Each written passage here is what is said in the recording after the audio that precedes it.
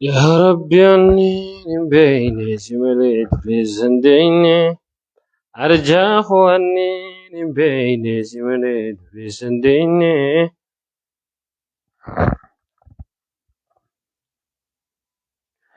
إسلام ما بدأته بدأس ربي قده لبون تينيا دين خينيا فمالي فينتاني فدا خالفا والقبلة سنة نبي الهدى lubbuun tootaniin qabu islaamummaa qabeenya jiruu duniyaa gubbaa isii guutetteenya isii boodaan eeggataa bu'aan jiruuf jireenya tuttuqaa amantiidha hin qeeballu xiqqeenya.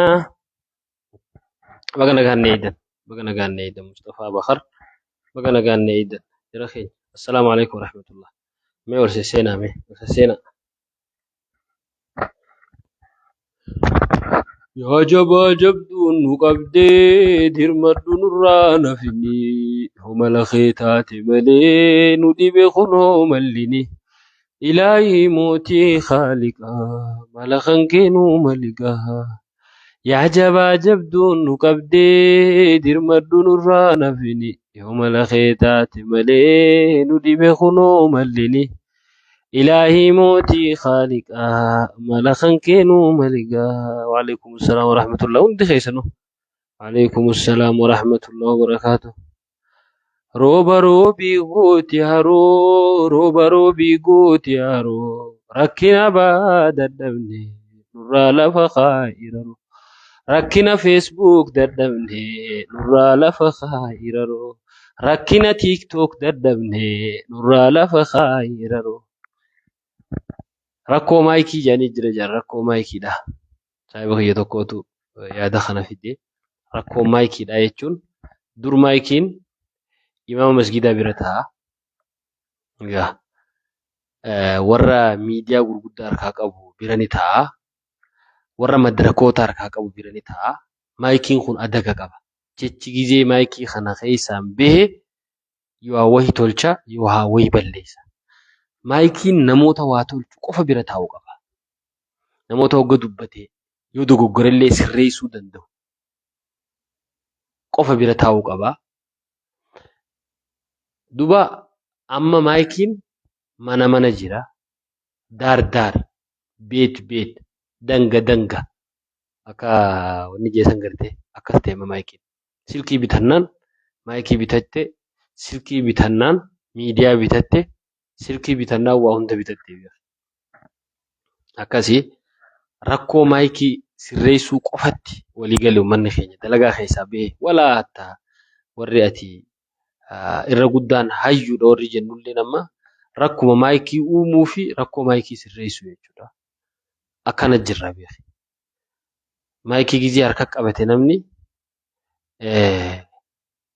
fakkeenyaaf yoo bofni tokko si bahee yoo bineensi tokko si bahee yoo waan takka wanni si dhawu wanni si miidhu namaan saayibaanillee wal dhabde akkaataan gowwaa waan san difeensitti godhuu fi akka aqilli itti godhu adda addaa rakkoo maayikiidhaa gizee hunda uumamaa ooltu tana rabbiin nurraa haa eegu. Fakkeenyaaf washeedhaan waan dha'uu dandeessu washee qofa fayyadamuu danda'uun ulee hambifachuun gaarii beekee hayata keessatti akkasii jiruun. Waan jawwee waan washeen dha'uu dandeessu washeen dhoyita. Waan buucaan dha'uu dandeessu buucaan dhoyita. Waan shugguxiin dha'uu dandeessu shugguxiin dhoyita.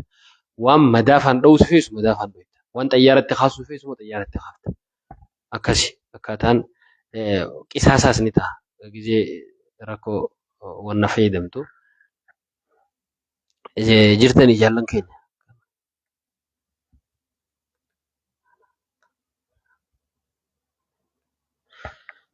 Yaa Rabbi anniin hin beekne si malee dureessan deeyne arjaa koo anniin hin beekne si malee dureessan deeyne harka kee malee Rabbii koo kabiraa kan hin eeyne hulaatee duraanan kaasin ajaatu osoo nan baafne.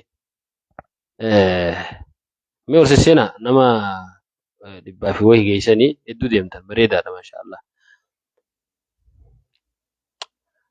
harka kee naqabii tokkicha harka kee naqabii tokkicha akka ijoollee daa'ima keecha gama kee harkaniyyaa naaxiyya murraabisi jecha yaa rabbii kiyya yaa rahmaani kan yaa rabbii kiyya yaa rahmaanu kan hiddaa namarra na'aanu nuuf tolii gaafa gala kaanu kan qullaa gama keedachaanu yaa rabbii kiyya yaa rahmaanu kan hiddaa namarra na'aanu nuuf tolii gaafa gala kaanu kan qullaa gama keedachaanu guyyaa qullaa gama isaa dachaanu san nuti hundinuu fakkeessitoota jee namni tokko bar maraataadha moosa wayiiti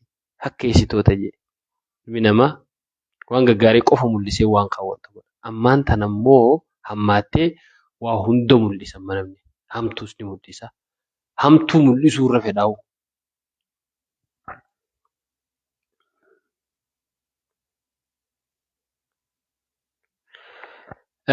بسم الله الحمد لله الصلاة والسلام على رسول الله صلى الله عليه وسلم جالان خين جرتو وانت كوان شيني خينا دامي وغاني في ميديا رتيسي اسويتو هادرا كومنتي لالين نانجي و مالا لا تنجر لينا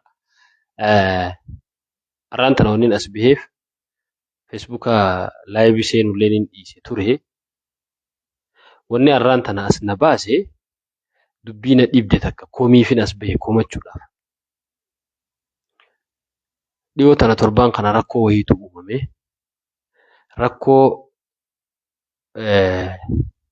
rakkoon hedduutu uumama rakkoon gurguddoon ammoo ta dubbachuutti nama kaaftu jira irra guddaa rakkoo zamanaa jalaa cal jechuuf hangaan dubbadhee uta gariitanii maafin dubbadhe jeen qaba ammoo ta'u sun taanee jira taa namoonni itti duulee sirreessuu qabu jira. Amma rakkoon torbaan kana guyyaa isniinaa irraa jalqabee guyyaa isniinaatti oowwite sheekheenya Sheekh Jamaal Aliyyiitii fi Ustaaz Gaalee Abbaabuur jidduutti gama tokkoon Ustaaz Gaalee Abbaabuur irraa waatu pooste ta'ee waan san namuu agartanii namni aaree waa godhuun ni mala. Namni aaree yoo namni wajji deemu waliin ni mufata. Waliin mufatee immoo namugaa akka adda adda beekaa tarkaanfii mataa isaa fudhata aara isaatirra namu bakki namni itti madaalamulleen achilleedha. Duba hoggaanii fi tarkaanfiin sun sirrii haa taatu sirriillee haa ta'uu baattu namoota lamaan wal dhabee miti immoo inni dubbachuu fedhe. Namoota lamaan wal dhabe sanii miti. Namoota lamaan walirra waa barreessee miti. Sheekh Jamaal Aliyyi ni beektan. Sheekh Jamaal Aliyyi namoonni isa dhiyaate hundi Sheekh Jamaal Aliyyi harka biraa qaba nama isa dhiyaate hundarraa harka qaba sheenini nama walitti dhiyaatanii hundarraa jechuudha. Akka jaan Sheekh Jamaalumaa afaaniin dhagee beeke. Nama gizee dha'uu feete jaan. Karaa sadiin dho'itaa jaan. Karaan jajjabaan namni jaan hoggama qaballeessuu feete hoggaanii fi hafarsuu feete ulee sadeen tanaa yoo dhohite irrumaa harkatte jaan. Hattaa nama san jaalatuu fi hajibbulleen aboonni tun dhugaadhaa jeen gaafatu jira.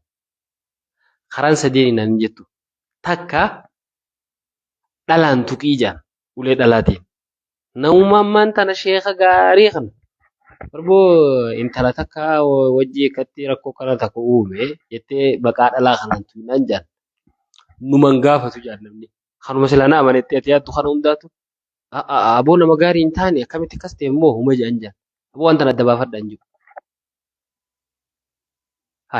Aishaa karaa kanaan hin komatamne isin ummaa teenya Aishaan hattaa rasuulli shakkine achi booda quraanni isin qulqulleessine hadiisul ifkiin beeytani akkasii bar lammaffaan ja'an ammaas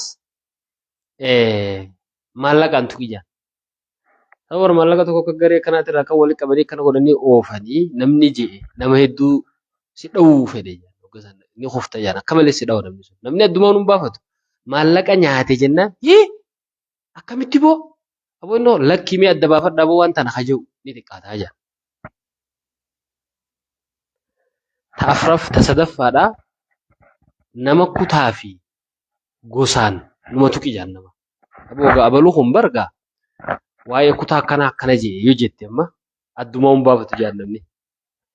Waa'ee gosa akkanaa amma abaluu barboo kana kanuma sheekotii gurguddoota nama Yaasiin Nuurraa nama hin dadhabne gaaf tokko. Wanti xiqqoo takka kanatti tuqee tabiraa tan ji'iin hunda ja'aniin jechuudha booda.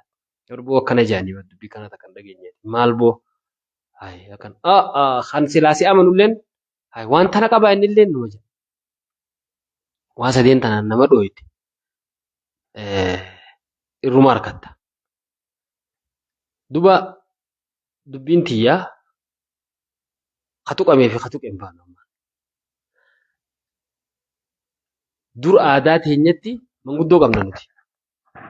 Manguddoo nama gurguddaa akka Sheek Jamaal Aliyyiitii fi nama biyyaa dalagu dhiisii nama gartee kutaa hin qabne ka gamanaattis tasaa Jimma dhufu tasaa Wallaggatu dhufu tasaa Harargee dhufu tasaa gamas dhaqu tasaa akkanaa guddaa hangana gahe ka hawaasni kun bal'aan ni qabna je'ee himatu. Yoo irrate hawaasa kanarraa irratu. Hanqina isaatii fi guutummina isaatii wajjin namni hanqina hin qabne yoo jiru waan ta'eef.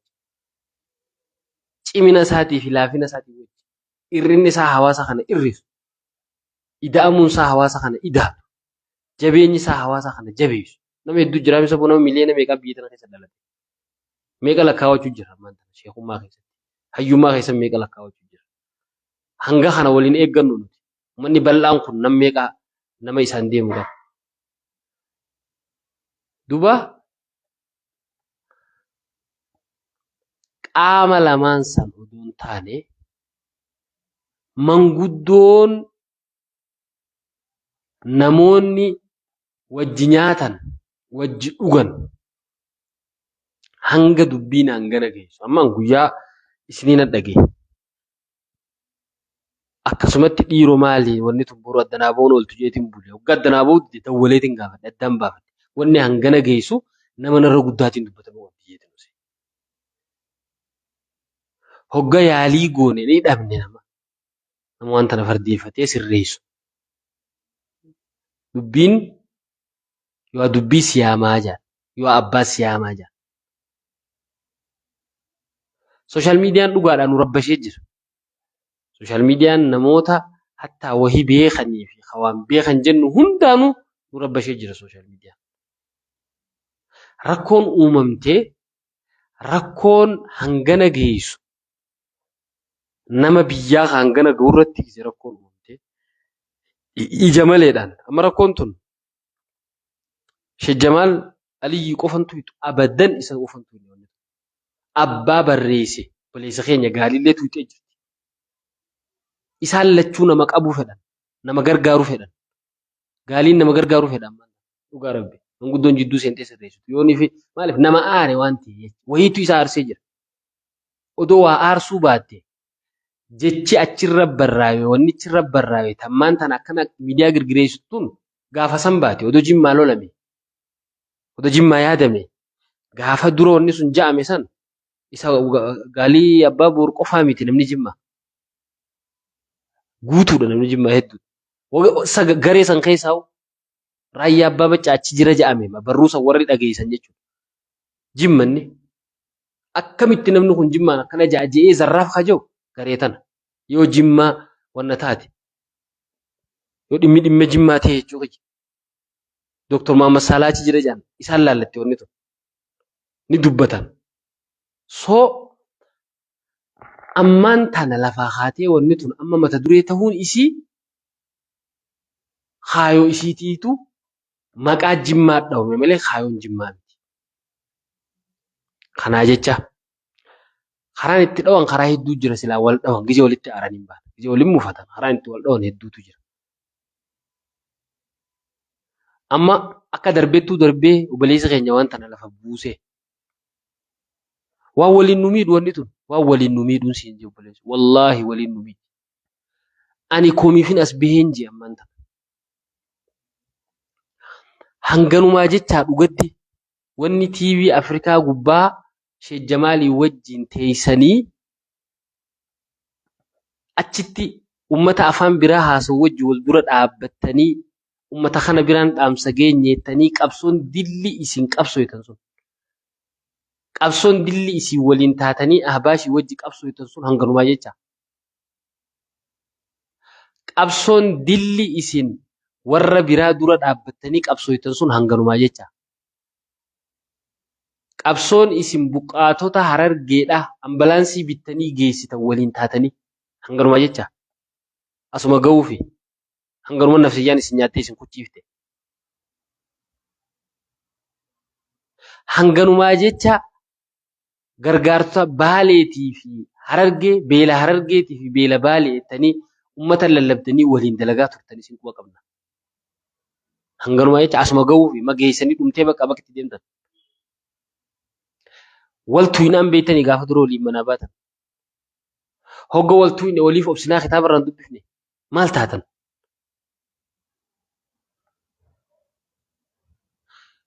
Aadaa namaatitti hogga namni wal dhabe namaatu lafatti taa'ee manguddoon dubbii ilaalaa.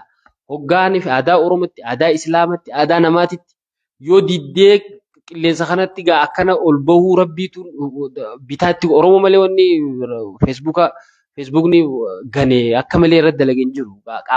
Qara gama lamaa jedhanii waan kana qara gama lamaatii miti nuuf qara gama tokkooti. Kara diruun qofa qaba. Uummata keenyaaf kara diruun qofa qaba. Curuuf waan itti godhu malee bakkuma ittiin itti nuu tolee hin agarre jechuudha.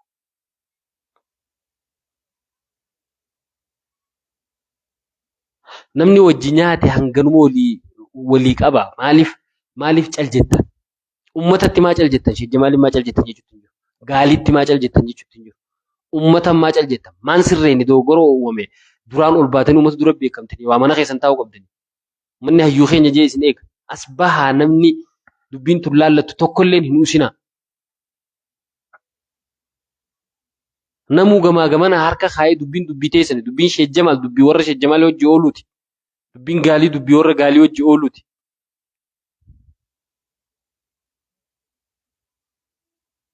Kana jecha dubbiin nu dhiibdi. Walirratti isin beeyna. Hayyoota keenya duraan ijoollee dhorkina. Ijoolleen taa'aa jenna. Dubbii Jimmaa, dubbii dhuunfaa irratti oolchaadha. Waan tana nu sirreessa. Ammaan tana waan Sheek Jamaal ta'eefii miti. Abbuma fedhe yoo ta'e haala amma ta'e kanaan yoo ta'e nama hundaafuu ni dubbanna. Kanaaf mee guyyaa lamaan guyyaa sadeen as deemu kana keessatti waan tana adda nuu baasa obboleessoo. Dubbii manguddummaan lafatti dhumuu qabdu lafa nuu fixaa. Edaa hufnee jirra boona gumaa wanna jenna malee. Hufnee beekuudhaaf lafa ga'uun nurraan eegamu hufnee jirra. Hin agartanii akka nuti jirru.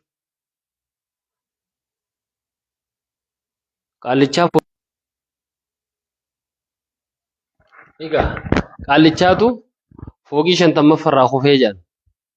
Hawwii gaggaa hoggaa walakkaa ga'e 25-26 kana hogga ga'e aboo kamii jennaan hangammaa nagayaa jeeje. Lafan tuqee ni beeka. Gad deemu jirra wallaahi. Lafa tuquu qofaan nu hafee waan ta'an. Darbamne.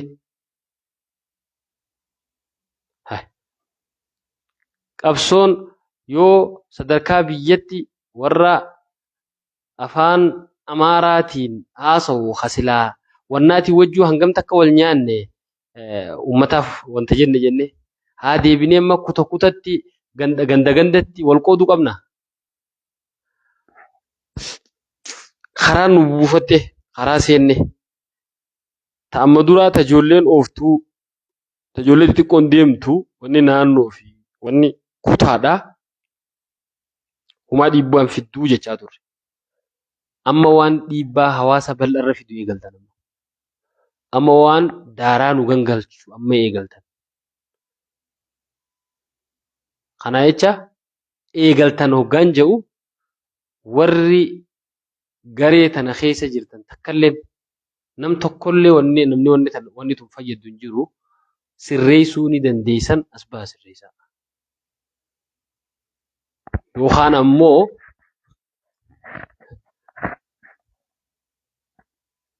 amma nuti ani akka kiyyan nama hedduudhaan qabe. Sooshaal miidiyaa kana batabbannaa wallaahi na booyi laaqaatu waa tolchaa kaje'ee fiigu hedduu jira. Wallaahi meeqa dhaaphaa inni ammaa akkanuma wajji hammaan tana dubbatamee jira jettan jechuudha. Meeqa qabu jira. Waliinuu nuun fayyaddu immoo akkasuma. Waliinuu nam tokko hin fayyaddu. Rakkoon Jimmaa rakkoo tiyyaa. Rakkoon Wallaggaa rakkoo tiyya.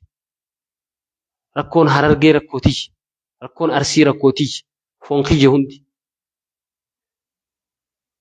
Walaa hattaa yoo waa je'enillee yoon Jimmaa waa je'e yoo wanni je'eewu jiraatte imma akka nama tokkotti abadan jibbeen jiru muruuf hin jiru.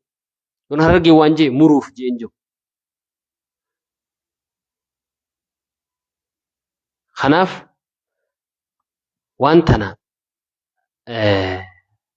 karaa fokkotaa deemtee rakkoo guddoo odoo hin finne waan hamtuu akka hin finne waan seenaan nama gaafatu. Wal keessa jirra nuti. Waan fofokkottuu wal keessa jirra. Qaamni nu takka qaamaa qalbii nu takka. Qaama tokko nuti waan uummata kana ati Jimmaa ati Harargeedhaa jechuutti addaan qoodu hin usinaa. Waan biraatii miti mee usaa rabbii ja'aati. Dhuguma sanitti abbaa Jifar oduu irraa as ka'e waan kana akkanuma ja'a kun amma isin jettan kana. Namoonni tokko tokko warri je'ee fi warri usellee waliin takkatti isaa hojjetaman. Warra je'ee fi warra usellee. Warra dubbii tanarraa cal je'ellee. Shijjamaa Aliyyi Ustaaz Gaaliyyoo waliin ja'an walii aaranii waliin ja'an. Warri use immoo bartuu jechuudha. Maa Ustaaz? Manguddummaa teessan hin beeknu nuti. Hin garree manguddummaa teessan. Manguddummaa teessan ta'a. Wallistoonni caalaa bultumeetii fi abalufaan gaafa wal dhaban dhuguma sanitti jarri kun isaan san turra fardiidha isinitti. Dubbii finneettanii sanii naasuu hin as baatanii. Tanamaa dubbachuu dhabdan. Maa Ustaaz? Guyyaa meeqa irraan tan? Haa bubbultu. Haa bubbultu. Ijoollee teenya warri feesbuuk irraa waan tanaa farsitan guyyaa qabadhaa namu. Ani guyyaa sadii nuu qabe. Guyyaa sadii nuu qabe ani. Baqessi keen baqassaa walirra baqessinaa. Beelawii na beelessi jiruu wal booressinaa. Ilmaan kootiin beelessaa. Ilmaan keetiin beelessaa. Ilmaan kiyya beelessi. Jee walaloodhaan Najjaash gaafa. Taa'aa waliin booressinu. Usuudhaan waliin booressinu. Ha dubbatu dubbatee harkaa baate. Ani sirriitti hin beeku. Waan hin jeekamittiin sirreessee jechaa jira ha dubbate. Ha barreessees. Ha usuu kanaatu waan biraa balleessu jira. Buduniidhaan wal jaaranii sossoosuu san taate. Hogga sana immoo bareedaan ta'u. Nama aqlii qabu. Maal godhuu dandeessa haa ijoolleen ammoo bareedaa miti. Akka bareedaan ta'e warra aqlii qabu nama beeka. Akka namuu wal jalaa butee dubbii uwwisuun sirriin ta'in namni aqlii qabu nama beeka. Kanaaf hawaasa haa tokkoomsinu. Wal dhaba keenya hawaasa biraan ga'u haa dhiifnu. Guyyaa lama yookaan guyyaa sadii booda inshaallah yoo khayrii wal dhageessifna yoo tarra hamtuu wal dhageessifna. Billahi tawfiq. Wassalaamu alaikum warahmatullahi wabarakatuh.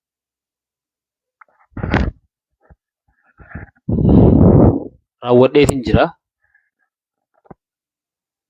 Silaa sooshaal miidiyaadha. Kan arrabsuu fedhus xiqqoo isiniif hin ta'an arrabsaa. Kan yaada kennachuu fedhus yoo jiraate yaada kennadhaa. Inshaallah.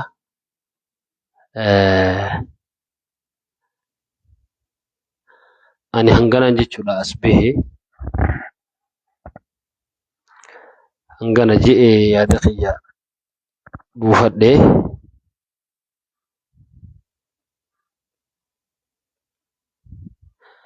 lakkii dhaabbachuu miti walirraa dhaabbachuudhaa miti abadan ta dabarte sirriitu malee walirraa dhaabbachuu wanni jaan hin jiru sirraa'uu qabdi wanni dabre ani akkan itti amanu sheekni Sheekh Jamaal Aliyyi gaalii abbaa boor tuquu hin qabu gaalii abbaa boor Sheekh Jamaal tuquu hin qabu namni hojii deemu wal dhabaa yoo wal dhaban hawaasaan gahuu hin qaban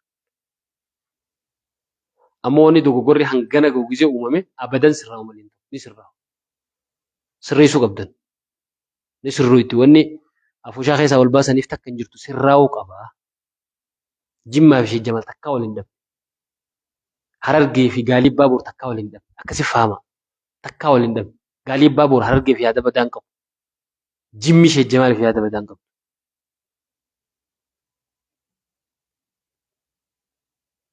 abadan sirraa'u malee hin ta'u ni sirraa'u wanni akkasitti caljaanillee hin jirtu warri arrabaa immoo dhaabbaa sirrii miti warri waa arrabsus komii dhiisaa namni gurguddaan hin usinaa namni gurguddaan hin usinaa caalaa bultuu meetuu dubbisaa haasa'u turtanii dubbadhaa bahatii sirreessaa dubbii wabillahi tawfiiq wassalaamu alaikum